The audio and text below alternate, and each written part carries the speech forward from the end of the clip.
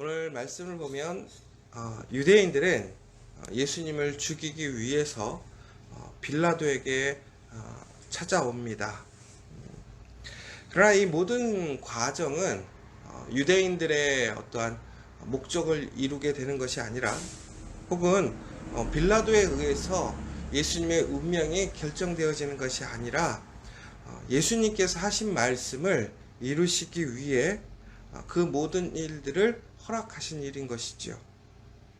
그리고 이 모든 일들은 전국에는 예수님의 그 하나님의 예언대로 이루어지고 있음을 우리는 보게 됩니다.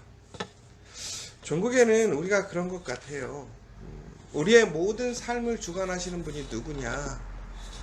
우리는 삶을 살아가면서 우리가 하나님을 믿고 의지하지만 하나님이 누구시라고 고백하지만 우리는 이 사실을 자꾸 잊어먹거나 의심하는 것 같습니다. 그러나 여러분, 우리가 기억해야 될 것이 있습니다. 이 세상의 모든 것을 주관하시는 분은 주권자는 하나님이십니다. 그것을 기억하시고 우리가 하나님의 뜻에 합하여 하나님의 그 섭리에 나아갈 때에 진정으로 하나님이 주시는 그 참된 복과 은혜를 누릴 수 있을 것입니다. 왜냐하면 하나님은 그 계획을 완성하시기 때문에 그렇습니다. 오늘 예수님을 이제 유대인들은 빌라도에게 끌려가는 그때의 시간을 보자면 28절에 보면 새벽이다라고 나와 있습니다. 왜 새벽에 데려갔을까 생각해 보면 아무도 깨어있지 않은 시간인 거죠. 그러니까 우리가 새벽에 보면 두 가지를 알 수 있는 것 같아요. 하나는 매우 열심히 일하는 사람. 그래서 저도 간혹 이제 이 새벽 기도 때 보면 느끼는 거지만 이 새벽에 아무도 없을 것 같은데 생각보다 사람들이 새벽에 많아요. 그만큼 새벽에 일찍 일어나서 열심히 일하는 사람들이 있고, 더 나아가서는 삶의 자리가 항상 그 사람들의 그런 일함으로 채워지고 있다라는 것을 보게 되는 것이죠. 또 하나는 새벽까지 놀고 있는 사람들을 보게 돼요.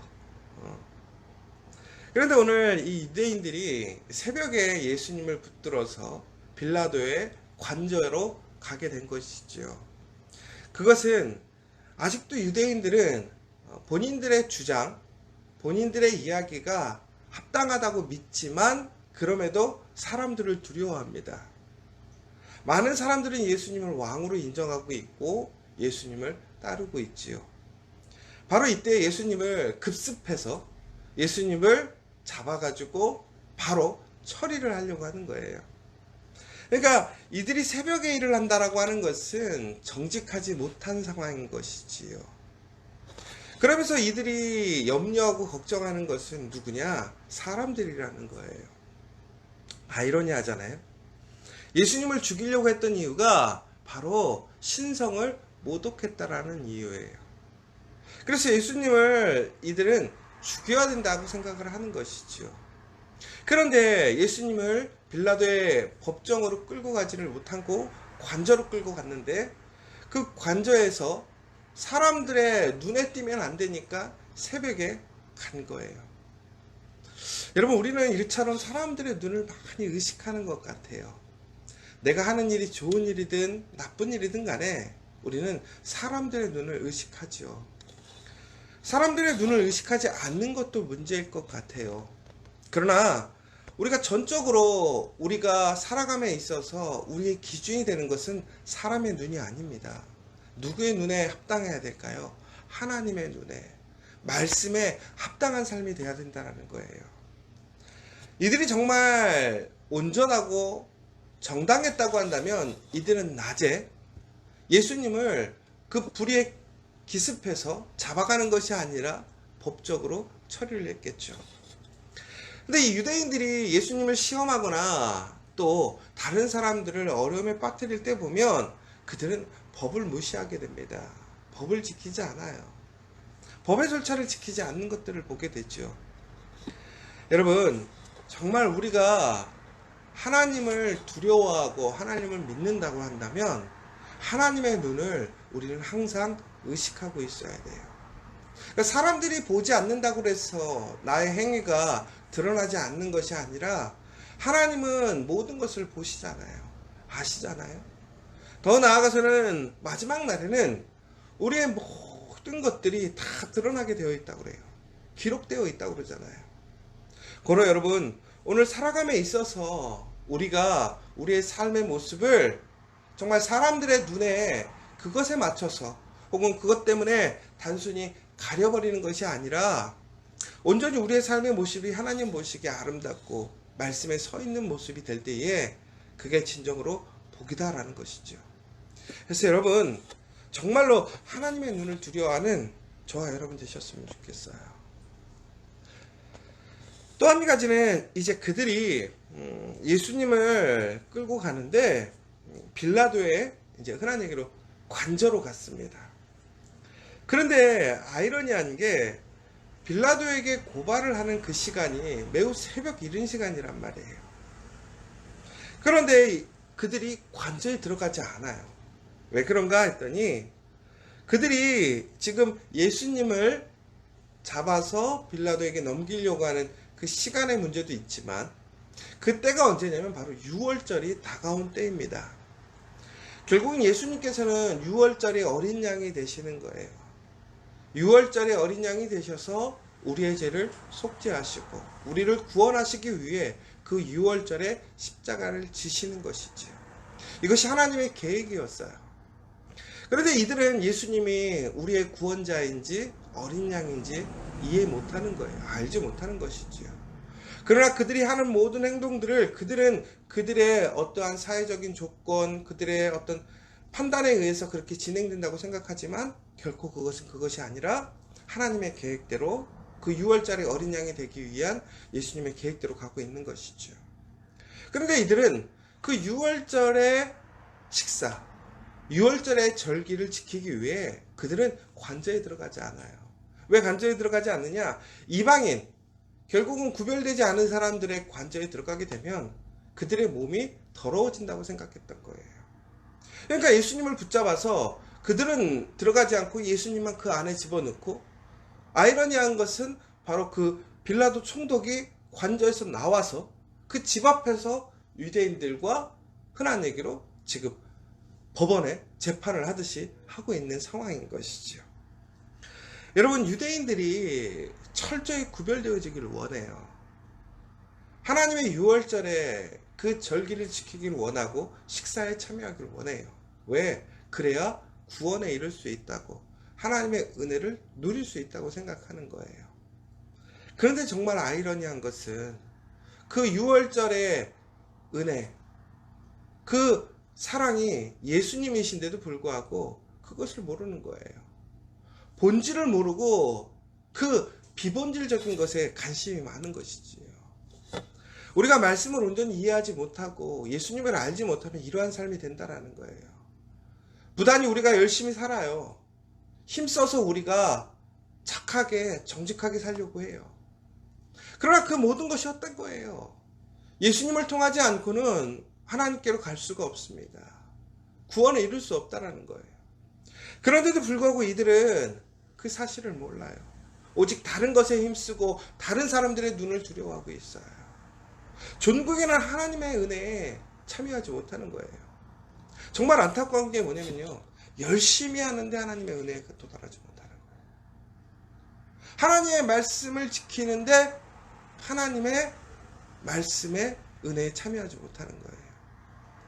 얼마나 아이러니한 상황이에요.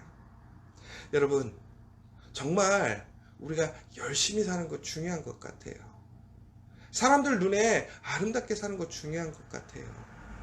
그러나 정말 어떤 것 위의 말씀에, 그러니까 어떤 것에서 열심을 다해야 되느냐라는 게 더 중요한 것 같아요.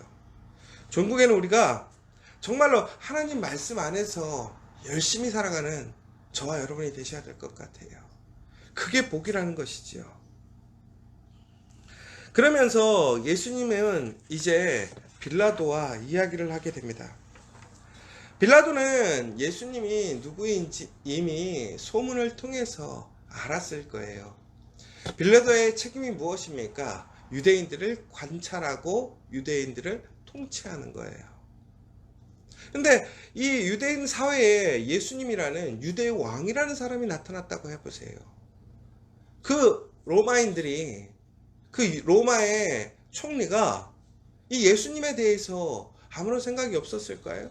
관찰이 없었을까요? 있었겠죠. 오늘 빌라도는 이 유대인들이 예수님을 붙들어 왔을 때에, 재판장에 넘기려고 할 때에 이 빌라도는 알고 있었어요. 이것이 정치적인 문제가 아니라, 사회적인 문제가 아니라 종교적인 문제라는 것을 알았어요. 그래서 종국에는 뭐라고 되어 있냐면, 너희들이 너희의 법대로 하라고 빌라도가 유대인들에게 이야기를 하게 됩니다. 여러분, 그런데 여기서 유대인들이 이런 얘기를 해요. 우리가 그렇게 되면 우리에게는 이 사람을 죽일 권한이 없다라고 얘기를 하는 거예요. 그러면 여러분, 유대인들이 예수님을 빌라도에게 데려오는 것은 법적으로 이것이 올바른가 아닌가를 판결한 것이 아니라 이미 그들은 예수님을 죽이려고 하는 거예요. 근데 그들은 예수님을 죽일 수 있는 권한이 없다 보니까 빌라도에게 와서 너가 예수님을 죽여주라 라고 부탁하는 것이지요. 어찌 보면 이것이 부탁이 아니라 무언의 압박인 거예요. 그렇지 않으면 우리가 많은 문제가 생길 거야. 우리가 당신에게 많은 항의를 할 거야. 이런 의미가 되는 것이지요. 여러분, 정말 우리가 다시 한번 생각해야 될 것이, 우리가 어떤 일들을 할 때 보면 우리는 이것이 올바른 일이라고 생각하고 할 때가 있습니다.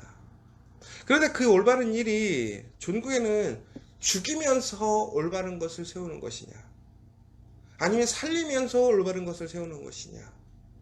가끔은 우리가 그런 얘기 하잖아요. 죽이면서라도 우리가 이루어야 될 그 목표, 올바른 일을 해야 된다.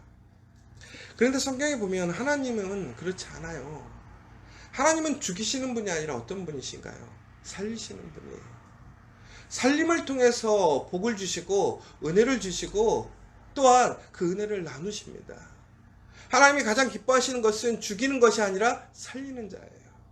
하나님의 은혜에 있었지만 그 은혜를 통해서 살리고 하나님께 영광을 돌리는 사람들은 복을 받지만, 하나님의 은혜 안에서 하나님을 이해하지 못하고 죽이고 하나님의 은혜에서 멀어진 사람이 얼마나 많아요. 도망간 사람이 얼마나 많아요. 유대인들은 종국에는 그들의 목표는 죽이는 거였어요. 여러분, 죽이는 것은 결코 하나님의 뜻이 아닙니다. 살리는 것이 하나님의 뜻이에요. 하물며 빌라도도 죽이는 것이 올바르지 않음을 알고 있어요. 왜? 예수님에게는 죄가 없으므로. 그런데 유대인들은 예수님을 죽이려고 해요. 그들의 유익 때문에, 그들의 판단 때문에. 여러분, 우리가 정말로 알아야 될 것은 우리가 원하는 일을 이루기 위해서 하나님의 뜻을 왜곡하지 말아야 돼요. 하나님의 뜻보다 나의 뜻, 나의 생각, 나의 판단, 혹은 나와 함께하는 사람들의 유익을 앞세워서는 안 된다는 것이죠. 오직 철저하게 하나님 말씀 안에서 살리는 일이 무엇인지, 어떻게 하면 그것이 더 한 사람이라도 더 살리고 더 은혜에 참여하게 하는 것인지를 우리가 고민해야 된다는 거예요. 저희가 지금 커피아 교회에서 100명의 50개 교회를 세우자, 이런 얘기를 하는 것이 단순히 숫자를 세우려는 것이 아닙니다. 왜 교회를 세워야 될까요? 결국은 공동체를 통해 한 사람 한 사람들이 살아나야 된다는 것이죠. 50개가 아니라 100개, 1000개라도 할 수 있다면 해야 되는 거예요. 그러나 요즘에요, 개척하는 게 너무 쉽지 않아요. 어려워요. 그런데요, 안타까운 게 있어요. 저희 커피아 교회가 처음에 생길 때도 그랬지만, 우리는 하지만 모양도 중요하게 생각해요. 저도 살아보니까 그러더라고요. 우리가 어떤 명분도 중요하지만 그것을 실천하는 어떤 방향이나 모양도 되게 중요한 것 같아요. 그러나 여러분, 무엇이 더 중요하느냐 이거예요. 살리는 게 중요해요? 모양이 중요해요? 전통이 중요해요? 살리는 게 중요해요? 여러분, 정말 살리는 것이 더 우선시 돼야 돼요. 그렇다고 해서 모든 전통과 모양을 무시하라는 건 아니에요. 우리가 그것은 존중해야죠. 지켜가야 되죠. 그러나 그 두 가지 중에서 무엇인가를 선택해야 되고 먼저 고려하고 생각해야 될 일이 있다면 뭐라고 될까요? 그것부터 생각해야 되지 않을까요? 살리는 것부터 생각해야 되지 않을까요? 그러나 그들은 그러지 않았습니다. 전국에는 예수님을 죽이려고 했죠. 그러나 빌라도는 예수님 앞에 그것을 보지 못했어요. 죄가 없음을 알고 있어요. 그러면서 결국에는 빌라도는 하나님이 아니라 사람이 두려워서, 비록 그가 이스라엘을 다스리는 로마의 관리였음에도 불구하고 그는 이제 예수님을 십자가로 인도하는 역할을 하게 됩니다. 여러분, 우리가 살아가면서 정말 우리가 하나님께 받은 사명이 있어요. 그것이 무엇이냐? 살리는 일이에요. 그런데 우리는 살리는 일보다 죽이는 일을 더 많이 할 때가 많아요. 내 뜻대로, 내 생각대로, 내 정치적인 판단대로, 혹은 내가 속해 있는 공동체의 유익 때문에 우리는 살리는 일보다 죽이는 일, 혹은 내가 살리고자 하는 방식으로 그 일을 진행할 때가 너무나 많은 것 같아요. 여러분, 오늘 이 시간 다시 한번 철저하게 하나님의 뜻에 맞춰서 하나님의 순리대로, 말씀대로 살아가는 저와 여러분 되셨으면 좋겠고, 그것을 통해서 살리는 여러분들 되셨으면 좋겠습니다.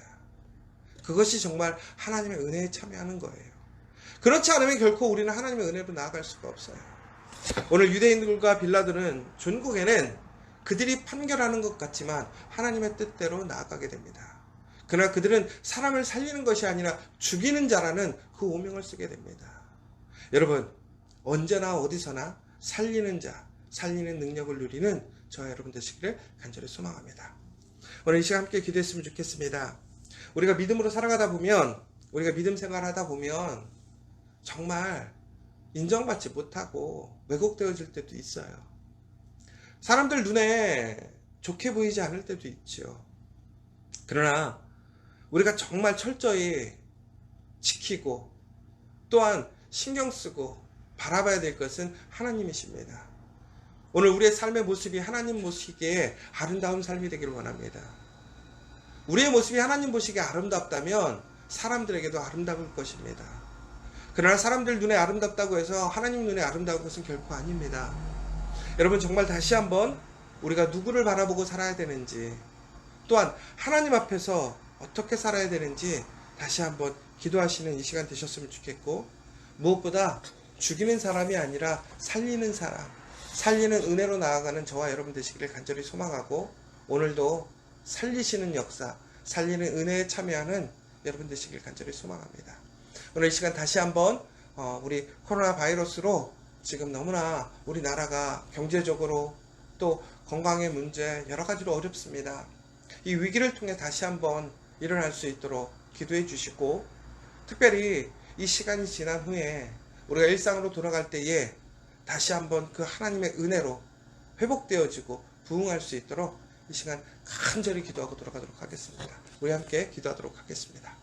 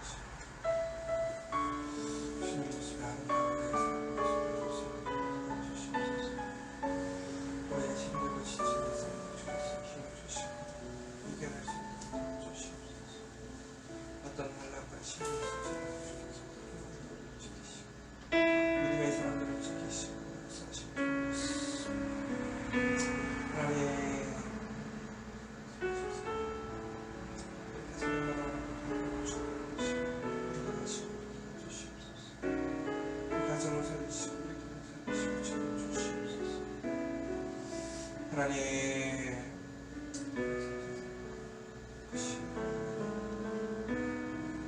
만져주시고